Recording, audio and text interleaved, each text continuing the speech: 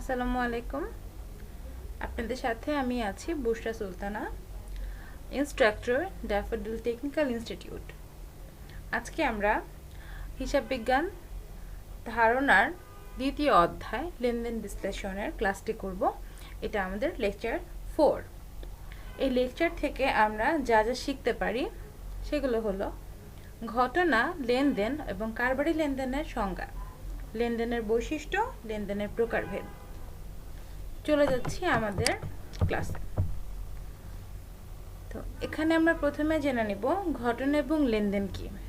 সাধারণত আমাদের প্রতিদিনের জীবনে অনেক ধরনের ঘটনা ঘটে থাকে বা অনেক ধরনের ইনসিডেন্ট হয়ে থাকে। তো প্রতিদিনের যেই চাহিদা এবং প্রয়োজন সেগুলো মেটানোর জন্য আদিকালের মানুষ সবসময় নিজেদের মধ্যে পণ্য বিনিময় করত, এবং যে ঘটনাগুলো আসলে তেমন কোনো আর্থিক অবস্থার পরিবর্তন করতো না।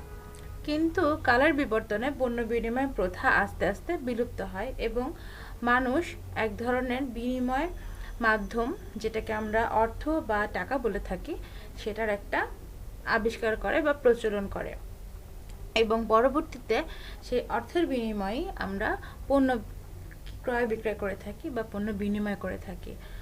তো দেখা যাচ্ছে যে সকল ঘটনাগুলো সাধারণত কোনো না কোনো আর্থিক অবস্থার পরিবর্তন করে কোনো ব্যক্তির কিংবা কোনো প্রতিষ্ঠানের, সেই ঘটনাগুলোই মূলত লেনদেন। আর আমাদের প্রতিদিনের জীবনে যা কিছু ঘটে সবগুলোকেই আমরা ঘটনা বলি। তার মাঝে কিছু কিছু ঘটনা আমাদের প্রতিদিন বারবার হয়ে থাকে। যেমন আমরা সকালে ঘুম থেকে উঠি, নাস্তা করি, তারপরে কলেজে যাই, এই প্রত্যেকটা কাজই আমাদের ঘটনা।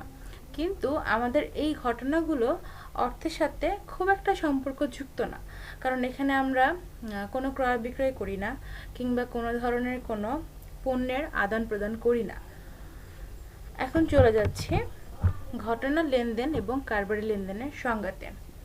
তো আমরা আগেই বললাম যে ঘটনা হচ্ছে আমাদের প্রতিদিনের জীবনে যা কিছু ঘটবে সেগুলোকে আমরা ঘটনা বলে থাকবো। আর লেনদেন হচ্ছে শুধুমাত্র যেই ঘটনাগুলো অর্থের মাধ্যমে পরিমাপযোগ্য বা আর্থিক অবস্থার পরিবর্তন ঘটায় সেগুলোকে আমরা বলবো লেনদেন। এবং পরবর্তীতে আসবে কারবারি লেনদেন। তো সাধারণত কোনো ব্যবসা প্রতিষ্ঠান কিংবা কোনো কারবারে যখন দুটো পক্ষের মাঝে আদান প্রদান হয়ে থাকে কিংবা দুটো পক্ষের মাঝে কোনো ধরনের কোনো পণ্য বিনিময় হয়ে থাকে, সেই ঘটনাগুলোকেই আমরা কারবারি লেনদেন বলি। এবং কারবারি লেনদেনের মাধ্যমে সব সময় ওই আর্থিক প্রতিষ্ঠানের অর্থের পরিমাপ পরিবর্তিত হয় এবং আর্থিক প্রতিষ্ঠানের অবস্থান পরিবর্তন হয়ে থাকে। কাজেই আমরা দেখতে পাচ্ছি ঘটনা, লেনদেন এবং কারবারি লেনদেন প্রায় কাছাকাছি জিনিসই, কিন্তু কিছুটা পার্থক্য রয়েছে। ঘটনা হচ্ছে যাই ঘটবে তাই ঘটনা, আর লেনদেন হচ্ছে যে কোনো ধরনের আর্থিক অবস্থার পরিবর্তনযোগ্য ঘটনাই লেনদেন। এবং কারবারি লেনদেন হচ্ছে যে কোনো ধরনের ব্যবসায়িক ঘটনা যেগুলো ব্যবসা প্রতিষ্ঠানের আর্থিক অবস্থার পরিবর্তন ঘটায়। এখন চলে যাচ্ছি আমাদের লেনদেনের বৈশিষ্ট্যতে। তো আমরা সবার প্রথমে বলেছিলাম যে ঘটনা যখন অর্থের অঙ্কে পরিমাণ করা হয় বা পরিমাপযোগ্য হয় তখন তাকে আমরা বলবো লেনদেন। তার মানে লেনদেনের প্রথম এবং প্রধান বৈশিষ্ট্য হচ্ছে অর্থের অঙ্কে পরিমাপযোগ্য। এরপরে পরবর্তী বৈশিষ্ট্য হচ্ছে আর্থিক অবস্থার পরিবর্তন। প্রতিদিনের যে লেনদেনগুলো ব্যবসা প্রতিষ্ঠানে হয় সেগুলো অবশ্যই ব্যবসা প্রতিষ্ঠানে আর্থিক অবস্থার পরিবর্তন ঘটায়। যেমন কখনো কখনো লাভ হয়, কখনো কখনো মুনাফা বৃদ্ধি পায়, কখনো কখনো মুনাফা কমে যায়, লোকসান হয়, ইত্যাদি ইত্যাদি অনেক ধরনের আর্থিক অবস্থারই পরিবর্তন হয়ে থাকে। এবং পরবর্তীতে আসছে দ্বৈত সত্তা। দ্বৈত মানে দুই, আর সত্তা মানে এক একটা আলাদা আলাদা অস্তিত্ব।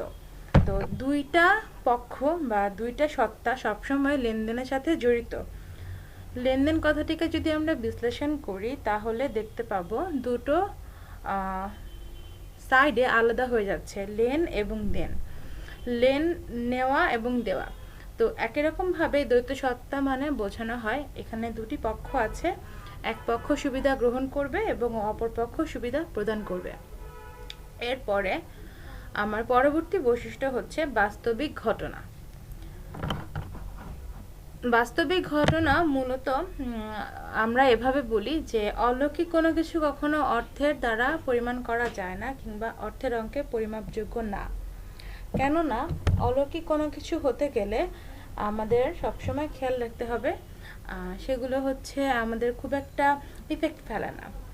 কিন্তু যখনই কোনো ঘটনা যেটা আমাদের বাস্তবের সাথে সম্পর্কযুক্ত সেগুলো কোনো না কোনো ইফেক্ট ফেলেই থাকে। কাজেই বাস্তবিক ঘটনা একটা লেনদেনের অত্যাবশ্যকীয় বৈশিষ্ট্য। এরপরে আসছে স্বয়ংসম্পূর্ণতা। আমরা জানি প্রতিটি লেনদেন সবসময় আলাদা হয়ে থাকে এবং স্বতন্ত্র ভূমিকা পালন করে, যার ফলে স্বয়ংসম্পূর্ণতা একটা লেনদেনের আরেকটি গুরুত্বপূর্ণ বৈশিষ্ট্য। তারপরে আসছে দৃশ্যমানতা। যেহেতু লেনদেনগুলো বাস্তবিক ঘটনা হতে হবে, তার মানে লেনদেনগুলোকে দেখতে হবে। অদেখা কোনো কিছু বা যেটা অদৃশ্যমান সেগুলো কখনো আমাদের লেনদেন হতে পারে না।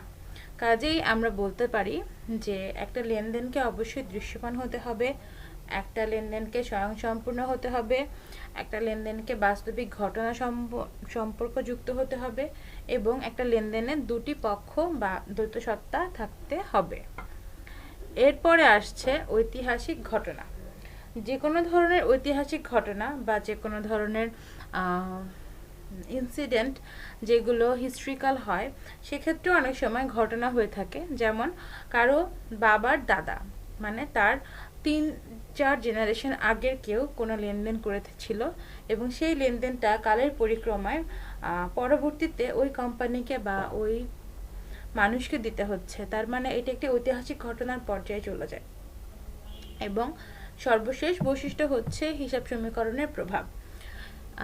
হিসাব সমীকরণটা আমরা জানবো পরবর্তী ক্লাসগুলোতে। তো এখন আমরা জেনে রাখি যে হিসাব সমীকরণ বলতে এখানে সম্পদ, দায় এবং মালিকানা সত্ত্বের প্রভাবকে বোঝায় এবং একটি লেনদেন সব সময় হিসাব সমীকরণকে প্রভাবিত করবে।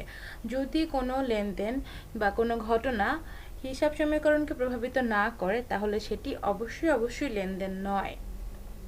চলে যাচ্ছি আমাদের পরবর্তী টপিকে।